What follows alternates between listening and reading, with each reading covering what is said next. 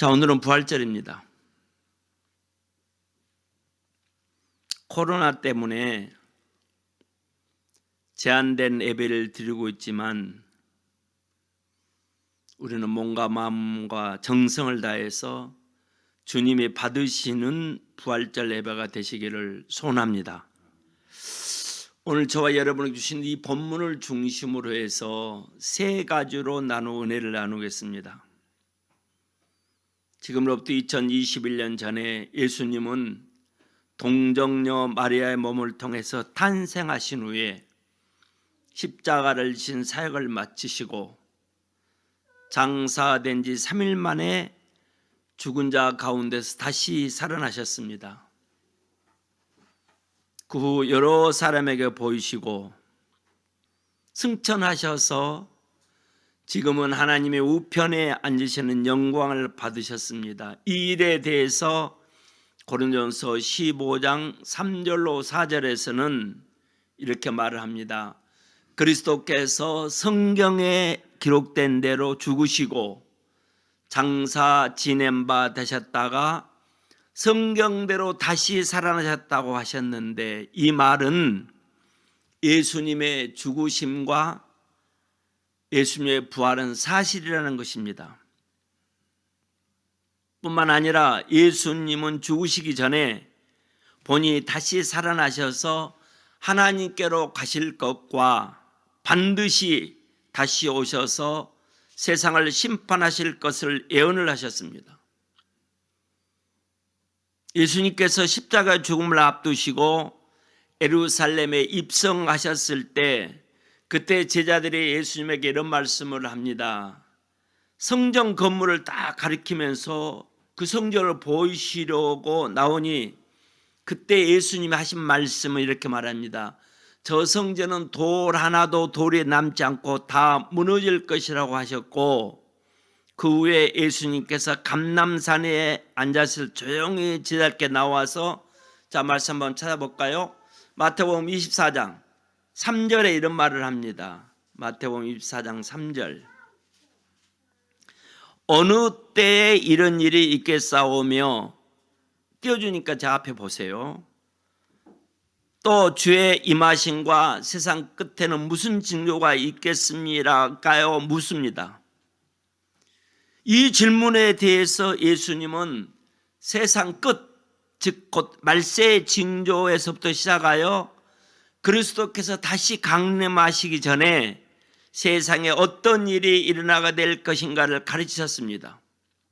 그리고 주께서 강림하시는 날에 주님과 함께 영광 가운데 참여하려면은, 즉 부활의 영광에 참여하려면은 마지막 때 말세에 어떤 믿음으로 너희가 살아가는지를 하나하나 가르치셨습니다. 그 내용이 오늘 본문 마태복음 24장 15절로 18절 말씀인데, 이 시간에는 그 말씀을 중심으로 부활을 믿는 우리는 어떤 자세로 주님을 맞이해야 하고 이를 준비해야 하는지를 은혜를 나눠보고자 합니다.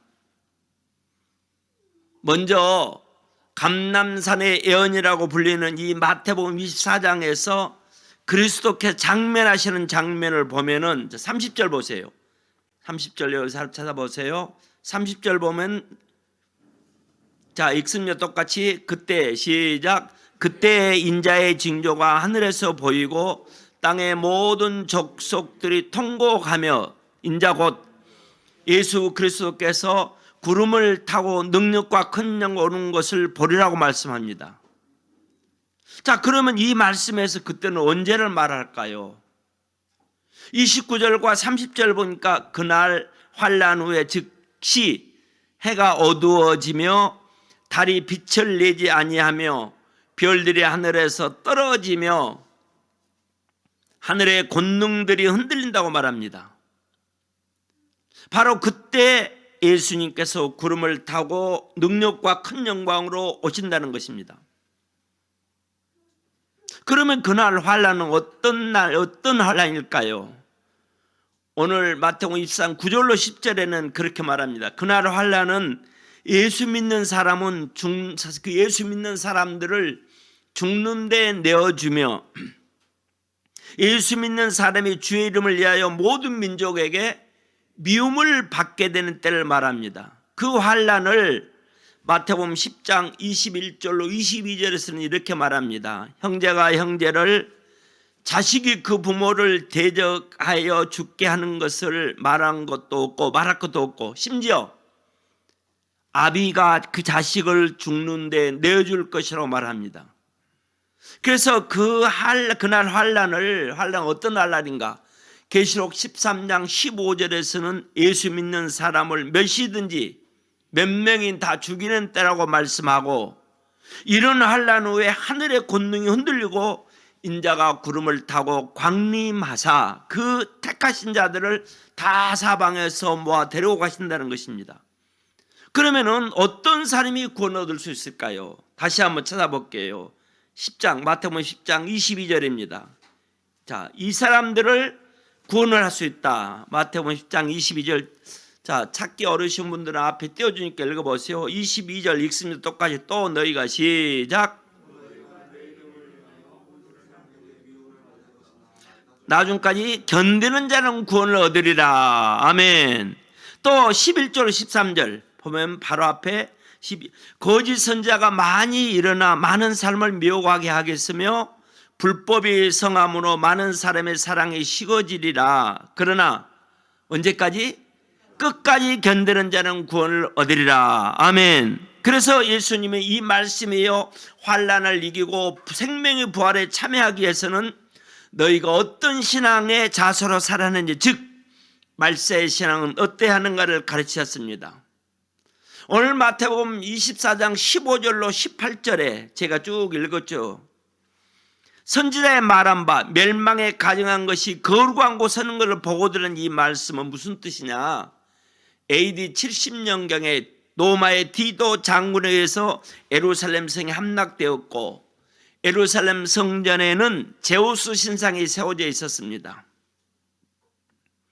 그러므로 이 말은 그때부터 이미 마지막 때 말세의 신앙으로 살아가야 한다. 다른 말로 그런 환경이 주어졌을 때 너희가 환난을 이길 수 있는 믿음으로 주님을 맞이할 준비를 해야 한다는 뜻입니다. 그리고 이어서 예수님은 환난을 이길 수 있는 그 믿음으로 주님을 맞을 준비하기 위해서 어떻게 한지를 본문에서 세 가지로 말을 합니다. 첫째가 16절입니다. 오늘 본문 16절. 마태복음 24장 16절, 유대에 있는 자들은 산으로 도망하라 그랬습니다. 그리고 두 번째는 17절에 지붕 위에 있는 자는 내려가지 말라. 그리고 세 번째 18절에 밭에 있는 자는 뒤로 돌이키지 말라고 말합니다. 그래서 지금부터 이 말씀의 의미가 무엇인지를 구체적으로 살펴보겠습니다. 첫째 16절입니다. 산으로 도망하라. 이 산으로 도망하라, 이 말은 환난이 올 때는 교회 중심으로 살아야 한다는 말입니다. 어디 중심으로? 교회 중심. 권사님과 또 집사님 오늘 같이 이제 동참하니까 교회 중심. 16절에 그 말을 합니다. 16절 한번 읽어볼까요? 16절 그때 시작. 아멘. 예수님은 유대에 있는 자 산으로 도망하라고 말했습니다. 오늘날 우리는 이 말씀이 무엇을 의미하는지 단번에 알 길 없지만 당시 유대인들은 이 말씀의 의미를 쉽게 알 수가 있었습니다. 왜 성지순례를 강구했더니 성경에 기록된 내용들이 성지순례 가서 보니까 의미가 거기에 주축해서 기록되어 있더라고요. 그 당시에서 기록된 내용들입니다. 이 16절에 있는 말, 그 당시 유대인들의 말씀을 쉽게 알 수 있는 것은 이스라엘 민족에게는 산은 창세기 15장 13절 이하의 말씀을 보면은 하나님은 아브라함을 택하시고 그의 후손이, 아브라함의 후손이 이방 나라에 뭐가 돼서 객이 되어서 그 나라를 몇 년간? 400년간 섬기다가 그들이 큰 재물을 이끌고 나오게 될 것이라고 예언을 하셨습니다. 누구에게? 아브라함에게. 이 예언대로 이스라엘 자손들은 아브라함 다음에 이삭 다음에 야곱의 때 그 가족, 야곱이 가족 몇 명을 데리고 애굽으로 내려가죠? 70명을 데리고 내려갑니다. 그때 이미 요셉은 국무총리가 돼 있을 때죠. 자, 야곱의 70명과 함께 애굽으로 내려가게 되는데 그곳에서 이스라엘 자손이 많이 번성하여 강대해지자 요셉이 국무총리였다는 행적을 사실 알지 못하는 새롭게 400년 후에 바로의 새 왕은 이를 두려워해서 이스라엘 백성 그들을 고역으로 괴롭게 하고 심지어 남자 아이들이 태어나면 무조건 나일강에 던져서 악어밥이 되게 죽게 만들고 했습니다. 이런 고통 속에 이제 백성들은 부르짖기 시작했고 하나님은 그들의 신음을 들으시고 모세에게 이스라엘 백성을 애굽에서 구원해내라는 사명을 주셨습니다. 그 사명을 주시는 장면이 출애굽기 3장에 기록되어 있습니다. 찾아볼까요? 띄워줄 겁니다. 출애굽기 3장 12절을 보면은 자, 그 내용입니다. 한번 읽겠습니다. 하나님이 가라사대 시작. 하나님의 가라사대 내가 정녕 너와 함께 있으리라. 내가 백성을 애굽에 인도하여 낸 후에 너희가 어디서? 이 산에서 하나님을 섬길 이것이 내가 너희를 보낸 증거니라. 아멘. 자, 이 말씀은 하나님께서 이스라엘 자손을 애굽에서 구원하시는 목적이 이 산에서 하나님을 섬기게 하기 위함이라 그랬습니다. 이 산에서. 오늘 16절에 말하거든요. 산에서 내려가지 마라. 산으로 모이라 가는데 자, 여기서 이 산은 무엇을 의미하느냐? 이 출애굽기 3장 12절은 이 산에서 하나님을 섬기라는 말씀을 했는데 출애굽기 7장 16절에 보니까 광야에서 나를 섬길 것이니라고 다르게 말씀을 드립니다. 이로써 산과 광야는 서로 같은 의미를 알 수 있습니다. 그러면 광야는 또 무엇을 의미하는가? 출애굽의 역사를 신약에 와서 스데반 집사가 그대로 설교하는 장면이 사도행전 7장에 있습니다. 이스라엘 백성, 이스라엘 자손이 애굽에서 400년간 나그네가 되어서 그 땅 사람들의 괴롭힘을 당하고 여호와께서 그들을 심판하심으로 인해서 이스라엘 자손은 애굽에 나와 이곳에서 여호와를 하나님을 섬기게 될 것이라 말합니다. 여기서 이곳은 스데반의 설교 가운데서 38절 보면 알 수가 있습니다. 자, 38절 사도행전 7장 38절 아마 띄워줄 겁니다. 띄워주면 한번 보세요. 보면은 자, 시내산에도 말하던 그 천사와 및 우리 조상들 함께 어디에 있었고? 광야 교회에 있었고 또 생명의 돌을 받아 우리에게 주던 자가 이 사람이라. 이 생명의 돌을 받아서 우리에게 주던 이 사람은 모세를 말합니다. 그 모세가 이스라엘 자손과 함께 어디에 있었다고 말합니까? 무슨 교회? 광야교회. 광야교회. 모세가 애굽에서 나온 이스라엘 자손과 함께 광야교회에 있으면서 그들은 뭘 받아서? 모세로부터 뭘 받아서? 생명의 돌을 받아서 그들에게 주며 그곳에서 하나님을 섬기겠다는 것입니다. 할렐루야.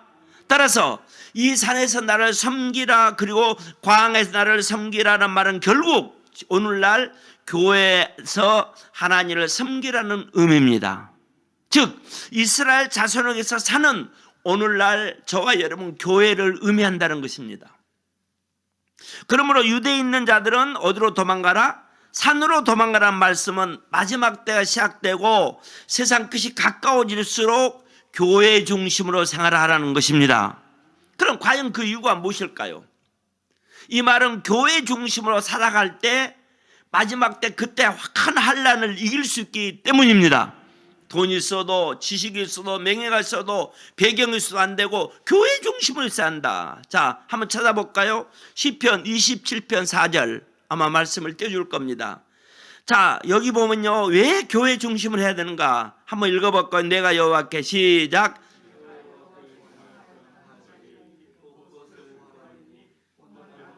내 생전에 여호와의 어디? 여호와의 집에 거하여 여호와의 아름다움을 앙망하며 그 전에서 사모하게 하실 것이니라. 아멘. 이 시편은 특히 시편 27편은 다윗의 고백입니다. 이 시편 27편에서 다윗이 일평생 소원하며 구한 것이 무엇이라고 말합니까? 다윗은요, 큰 능력을 구하지 않았습니다. 권세도 구하지 않았어요. 명예도 구하지 않았어요. 지혜도 구하지 않았어요. 장수도 구하지 않았고 다윗은 건강도 구하지를 않았습니다. 오직 한 가지, 다윗은 나로 내 생전에 내 생명의 단날까지 여호와의 집에 거하여 여호와의 아름다움을 앙망하며 그 전을 성전을 사모하게 하실 것이라며 일평생 여호와의 집에서 주의 아름다움을 앙망하며 살기 위해서 기도했습니다. 그 이유가 시편 27편 1절로 5절에 쭉 보면 초막과 장막은 성막 곧 성전을 말합니다. 다윗은 성전을 가까이 하고 성전 중심으로 생활하고 있으면 하나님께서 환난 날에 그 전에서 성전에서 나를 비밀히 지켜주신다는 것입니다. 할렐루야. 너희들이 교회가 어떤 인줄 모르냐. 비대면이라고 마스크 타고 성전에서 너희가 알려줄 것이다. 다윗은 이런 축복이 성전에 있음을 알고 있었기에 일평생 오직 한 가지 여호와의 집에 거하게 해달라고 기도했으며, 할렐루야. 하나님, 여호와의 집에 거하게, 성전에 빨리 나가게 해주세요. 근데 사회에서 성전 나가라고 하거든요. 제가 오늘 아침에도 송파에서 25명 모인 교회에 전화를 하니까 그분이 그래요. 자기는 온주소 거기까지 간다고 그래요. 왜 하냐? 다 모인다고 그래요. 25명 모인데 18명, 19명 모인다고 그래요. 찬양도 한다고 그래요. 그 교회는 마스크 쓰고 하고, 점심은 아무 간식만 약간 먹고 간다고 그래. 한 번도 그런 적. 그러니까 우리 같이 이제 이 코로나 확진돼서 우리가 감염됐기 때문에 무서워서 그러는데, 오히려 확진된 교회들은 다 이 성성돼 있거든요. 항체가 오히려 더 그러는데, 다 적은다고 그거 다 적고 나와서 똑같이 해야 된다. 그리고 몸이 본인이 감기 깨 있고 몸이 좀 안 좋으면은 안 나온다고요. 그런 분들. 그래서 18명 예배 드린다고, 나 지금 가고 있다고, 드린다고. 한 번도 안 멈추고 비대면 들어본 적이 없다고 그래요. 국가선 비대면 드리라겠지 않느냐. 그래도 우리는 25명 모인데 18명 계속 드리고 있다고 그렇게 말하더라고요. 그러듯이 다윗도 마찬가지입니다. 이런 모든 축복이 성전에 있음을 알고 있게 일평생 오직 한 가지 여호와의 집에 거하게 달라고 본인이 기도했으며, 사람들이 성전에 가자고 할 때 가장 기뻤다고 시편 122편 1절에 말합니다.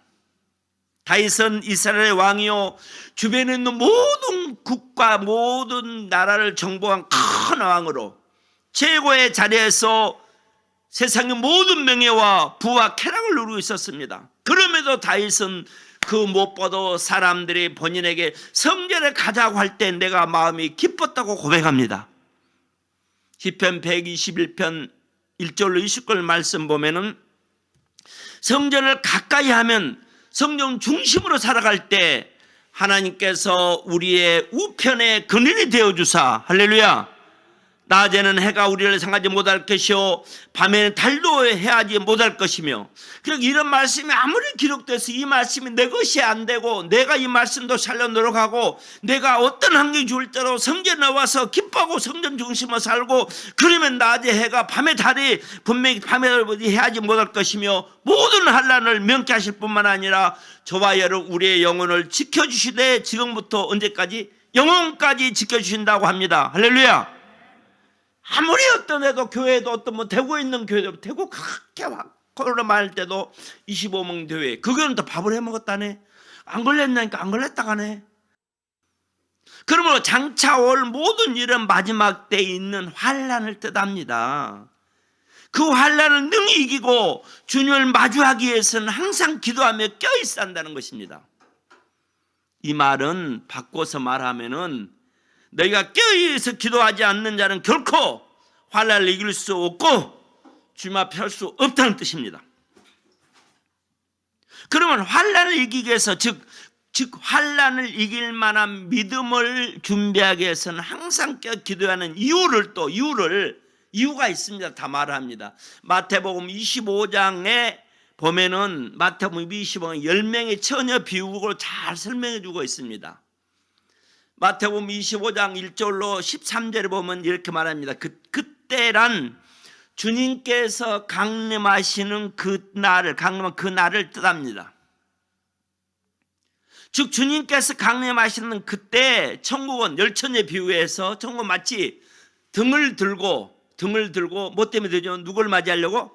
신랑. 등을 들고 신랑을 맞이하러 나간 10명의 처녀와 같다는 것입니다. 마태복음 25장 1절로 13절이죠.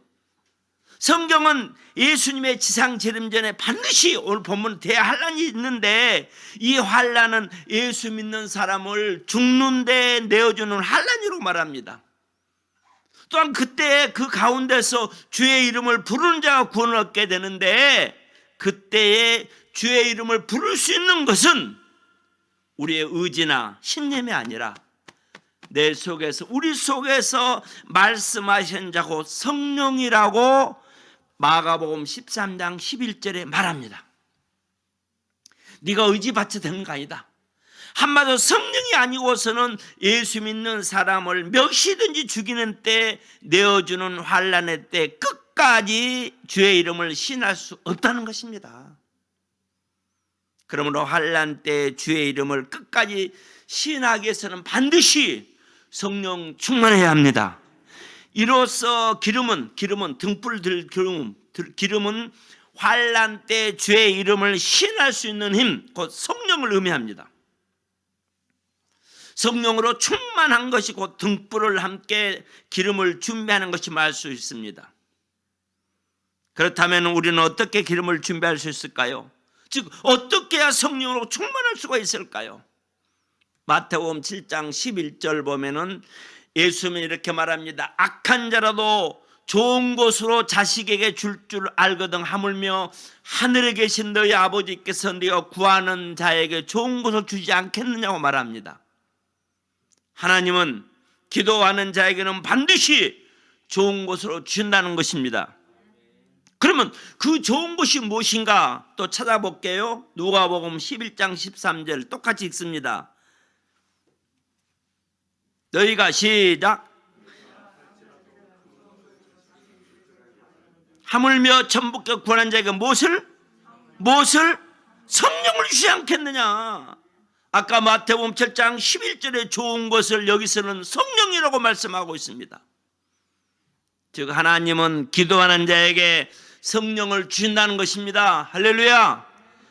자, 그러나 성령 받은 것이고 성령 충만한 것을 의미하는 것은 그 말은 아닙니다. 저와 여러분 다 성령 받았기 때문에 교회에 나와서 오늘까지 신앙생활을 합니다. 우리는 성령 받고 항상 성령이 충만함을 받아야 합니다. 할렐루야. 성령을 다 받아서 왔는데 충만해야 된다, 차고 넘쳐야 된다 그 말입니다. 사도행전 4장을 보면은 오순절에 최초로 성령 받은 제자들의 기도를 통해서 성령 충만을 받는 장면이 있습니다. 사도행전 4장 29절 31절에 사도들은 복음을 전하다가 예수님 복음을 전하다가 공회에 붙잡혀서 그 공회에서 도무지 예수 이름으로 말하지 말고 가르치지도 말는 위험을 받고 돌아와서 그때부터 하나님 앞에 기도를 합니다. 그렇게 필기를 다함에 그때 무리가 다 성령이 충만하여 담대히 하나님 말씀을 전했다고 말합니다. 근데 아무리 복음 전해도 그냥 성령 충만하지 않으면 거기서 넘어져. 말 안 들어. 내 마음대로 하는 거야. 그들은 마가다락방에 최초로 성령을 받을 때 이미 충만히 받아 있었습니다. 120문도가 마가다락방에서 사도행 2장 4절이죠. 그때 그럼에도 이같이 기도를 통해서 계속해서 성령 충만을 받았습니다. 그러므로 말세 마지막 대신하고 살아가야 할 우리는 주님이 오시는 그날까지 등불을 켜고 있어야 하기에 기름 성령 충만하기에 즉 그날 환난의 때 끝까지 주의 이름을 신할 수 있도록 베드로가 말한 대로 정신을 차리고 근신하여 기도해야 합니다. 늘 깨어 기도함으로 항상 성령 충만하시기를 주의 이름으로 축원합니다. 한 시간 내 매일같이 기도한 거 아니냐. 아침 어떤 시간이라도 일하면서 꾸준히 이미 성령은 다 있어요. 있는데 그 성령이 나에게 충만할 때까지 성령 충만하면 아픔도 이기고 성령 충만하면 고통도 이기고 성령 충만하면 잠을 그냥 덜 자도 이기고 성령 충만해야 돼. 충만. 그래야 그걸 전할 수 있고 돈이 없고 시간이 없고 몸이 아파도 성령 충만할 때는 그걸 이기고 다 해왔어. 근데 성령은 이미 받고 내가 직분도 받고 교역하는데 성령이 충만하게 해서 기도하고 가지 않으면은 까란지면 이거 내가 이거 교회 다니는가 직분이 있는가 교회 그렇게 까란지다는 것입니다. 그래서 언제나 우리는 성령이 있으나 충만하게 해서 기도해야 한다. 마지막 세 번째 18절 말합니다. 오늘 본문 마태복음 24장이죠. 밭에 있는 자는 뒤로 돌이키지 말라는 말입니다. 밭에 있는 자. 이 말씀을 중심으로 살아야 한단 말입니다. 18절입니다. 본문. 밭에 있는 자가 겉옷을 가지러 뒤로 돌이키지 말지어다. 예수님은 밭에 있는 자들 뒤로 돌이키지 말라고 했습니다. 할렐루야. 지금 다 쉽죠? 말 잘 들리죠? 집사님 말 잘 들리죠? 김동관 사님 잘 들리죠? 주목사님 말 잘 들려요? 다 들리고 있죠? 밭에 있는 자는 겉옷을 가지고 돌이키지 말은, 이 말은 고린도서 9장 3절에서 사도 바울은 성도들을 가리켜서 하나님의 밭이라고 표현합니다. 너희가 하나님의 밭이다. 사도 바울은 우리는 하나님의 동역자들이요 너희는 하나님의 밭이요 하나님의 집이니라, 이 말씀에서 우리는 사도 바울과 같은 교회의 목회자를 뜻하며 너희는 성도들을 뜻합니다.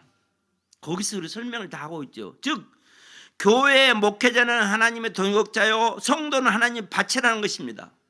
그러면 성도가 하나님의 밭이라는 말은 무슨 뜻인가? 자, 여기서 이제 예수님이 직접 가르친 내용을 알아야죠. 예수님은 마태복음 몇 장에서? 마태복음 13장에서 씨 뿌리는 비유를 알죠. 네 가지 뿌리는 비유. 씨 뿌리는 비유를 통해서 이 밭에 대해 설명을 잘 해주고 있습니다.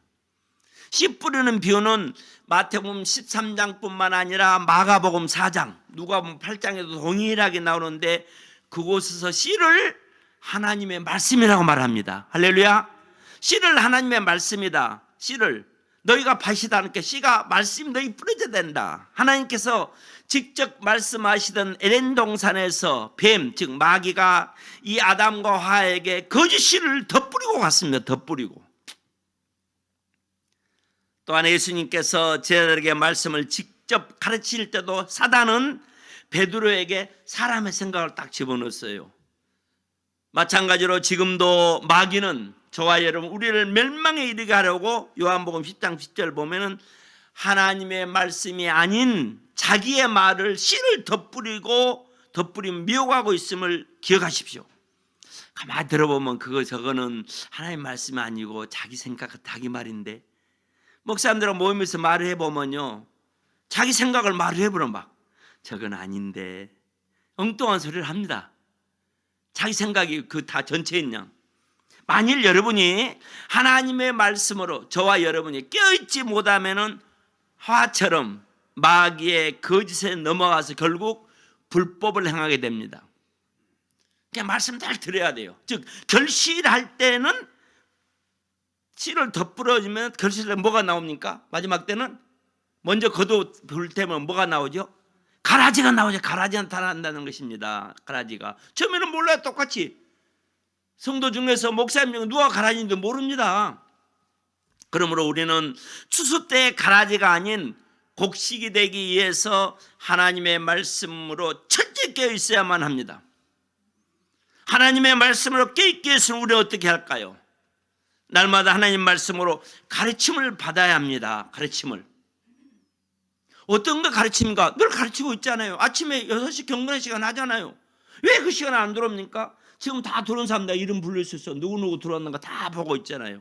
오늘 또 이 사람은 말씀의 가르침을 목사가 서서 읽고 뭐 하는 것이 아니라 그때 성령이 그 역할을 하기 때문에 성령께서 각자의 지금 가르치고 있거든요. 그 대신 목사를 세워서 그 시간에 그 일을 하게 만들거든. 그런데 안 나와. 가르침을 안 받아. 그게 뭐 설교하고 세미나하고 부흥회하고 뭐 가르침이 아니라 매일같이 시간에 어떤 시간을 정해서 나오고 말씀드리면 오늘 또 그렇구나, 오늘 나에게 깨달은 대로 가르침 받는 건데, 그런데 매일같이 가르침을 받으란 말씀 중에서 베드로전서 2장 1절 2절 보면은 그것을 말미암아 이렇게 말합니다. 그것으로 매일같이 가르침 받음으로 우리의 구원에 이르도록, 뭐에 이르도록? 구원에 이르도록. 그러니까 구원에 이루어 가고 있는 구원이거든요. 구원 받았다 끝이 아니야. 구원에 이르도록 잘하게 하려 함이라고 말합니다. 그러면은 거기에 베드로전서 2장 1절 2절 보면 순전하고 신령한 젖을 삼아라고 말합니다. 그 무엇인가? 디모데후서 3장 15절에서 이렇게 말합니다. 성경은 능히 우리로 하여금 그리스도 예수 안에 있는 믿음으로 말미암아 구원에 이르는 지혜가 있게 한다고 말합니다. 따라서 순전하고 신령한 젖은 섞이지 아니한 하나님의 말씀을 말합니다. 즉 섞이지 아니한 하나님의 말씀이 저와 여러분은 우리를 구원에 이르도록 자라가기 때문에 이들같이 갓난아이같이 순전한 아이같이 이를 사모하라는 것입니다. 할렐루야. 자, 오늘 말씀을 맺겠습니다. 2021년 4월 첫 주 부활주일입니다. 지금 이 시대를 흔히 마지막 때라고 말합니다. 말세지 말이라고 말들은 하지요. 근데 말하면 그 말한 사람이 내가 그 말을 마지막 때같이 받아들이고 마지막 때는 어떻게 살아가겠는가 행하고 있는가. 이 말씀은 주님 오실 날이 점점 가까이 오고 있다는 말입니다. 그러면 부활을 믿는 우리는 더 부활신앙으로 살아야 한다 그 말입니다. 부활신앙으로. 자, 철저한 마지막 말세 신앙으로 마지막 때는 주님을 맞이할 수 있는 준비를 해야 한다는 것입니다. 이 말에 대해서 예수님 오늘 세 가지로 말씀해 드렸지요. 첫째는 어디로 도망가라? 산으로 도망하라. 이 말은 어디 중심으로 살아라? 교회 중심으로 살라는 말입니다. 교회를 통해서 환난 때 보호하심 받을 수 있기 때문에 날마다 마음을 같이하여 성전에 모이기를 힘쓰라는 것입니다. 할렐루야.